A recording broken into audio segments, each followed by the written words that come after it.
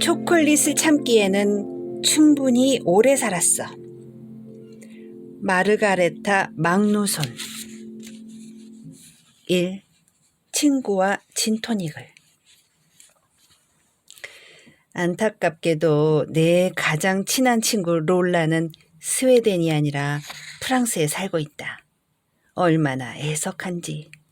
게다가 팬데믹이 한창일 때는 만나기가 더 힘들었다. 사실상 거의 불가능했지. 그래서 얼마나 보고 싶었는지 모른다. 그래도 페이스타임, 스카이프, 줌, 팀스, 왓츠앱 같은 놀랍고 재미있는 기술들 덕분에 예상치 못했던 가능성이 열렸다.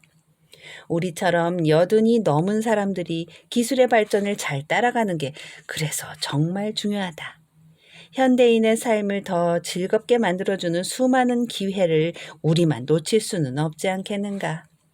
자녀들과 손주들이 우리를 늙은 구닥다리로 여기지 않길 바란다면 더더욱 말이다.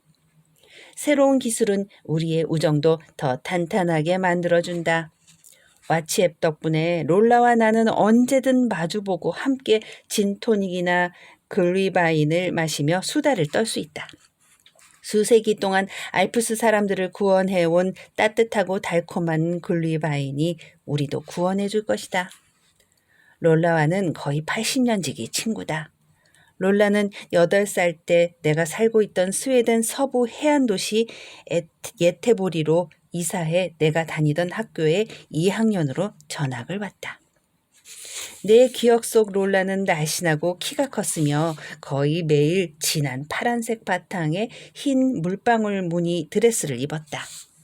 나는 실용적인 치마와 스웨터를 입는 편이었는데 그래서 내 옷보다 훨씬 귀엽고 예뻤던 롤라의 드레스를 아직도 기억하는 건지도 모르겠다. 물론 나도 그렇게 입고 싶었다는 말은 아니다. 틀림없이 안 어울렸을 테니까. 하지만 롤라에게는 완벽한 드레스였다. 나는 꼭 롤라와 친구가 되고 싶었다.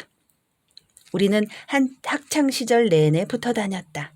나중에는 결국 각자 다른 공부를 하게 되었지만 나는 미술과 디자인에 빠져들었고 롤라는 비서학교에 진학했다. 롤라는 멋진 세 아이의 엄마고 나는 5아이의 엄마다. 나는 전 세계를 돌아다니며 일할 수 있는 남자를 선택해 결혼했다. 우리 가족은 스웨덴은 물론 미국, 싱가포르, 홍콩에서도 살아보았다. 그리고 전 세계 어딜 가든 롤라와의 연락은 끊기지 않았다. 롤라네 가족도 우리처럼 세계 곳곳을 돌아다니며 살았지만 그래도 우리는 늘 연락을 주고받으려 했었다. 스웨덴 멜링리케, 프랑스 니스, 벨기에 브뤼셀, 미국 미니애폴리스에서 직접 만나기도 했다. 아랍에미리트 두바이에서도 한 번. 그때는 아주 중요한 일이 아니라면 다른 나라에 사는 사람에게 전화를 걸지 않던 시절이었다. 국제전화 요금이 어마어마하게 비쌌다. 물론 편지를 쓸 수도 있었지만 갓난아기를 키우거나 자꾸 이사를 다니다 보면 차분히 앉아 편지를 쓸 시간도 없었고 생각을 정리할 마음의 평화도 요원한 일이었다.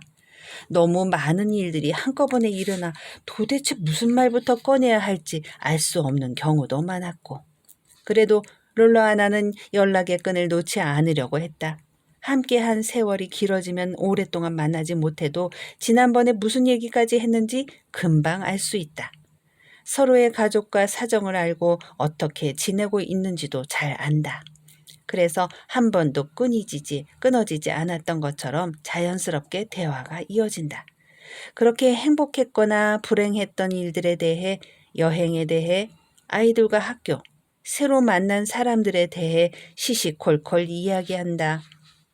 우리 가족은 전 세계 어디에 살든 1년에 한 번은 스웨덴에 가려고 했다. 고향 방문은 내게 몹시 중요한 일이었다. 내가 스웨덴 국민이라는 사실이나 내 정체성을 확인하기 위해서가 아니라 가족과 친구들을 만나 지난 한 해 동안의 소식을 나누기 위해서였다.